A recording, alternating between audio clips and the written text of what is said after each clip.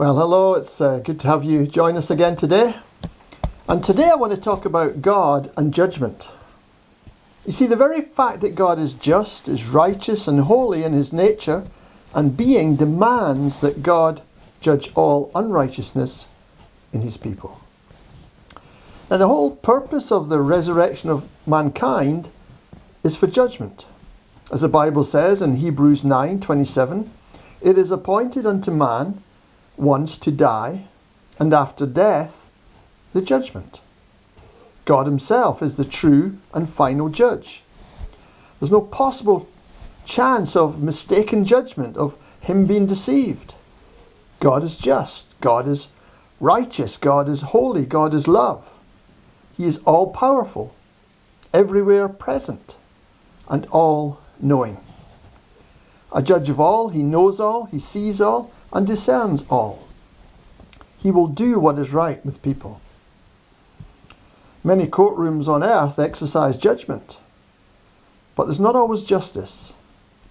There has been much criticism lately as to how different groups of people are dealt with in court, with allegations of two-tier policing, and how some people, perhaps for political reasons, are being governed more harshly. In our judicial system, the innocent are sometimes convicted and the guilty set free. But we can thank God that his judgments are always right. And so all will be judged, believers and unbelievers. The first judgment after the first resurrection is for believers at the judgment seat of Christ. The second judgment after the second resurrection is for unbelievers at the great white throne of God. Let's look today at the judgment for the believer.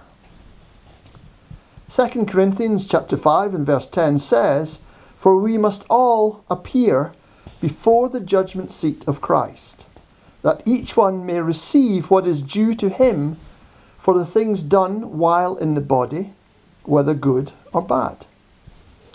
This is comparable to what actually used to take place many years ago at the end of the Olympic Games, where the various runners and wrestlers and contestants assembled before the seat of the judge on which the umpire sat. The winners would receive a crown of laurel leaves.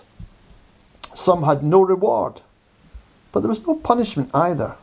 They simply received no reward. This is a picture of how it will be when the believers come before the judgment seat of Christ. It's not a judgment in the sense of a trial to see whether a believer is saved or lost. That's already been settled. The result of the judgment is not salvation or damnation, but rewards or loss. That is the issue. It is not a judgment for sin, but a judgment for works. The believer's works and motives are assessed before the Lord. Worthless deeds are counted as wood, hay and stubble, fit only for the fire. They are not rewarded. Good deeds and motives, however, will merit rewards.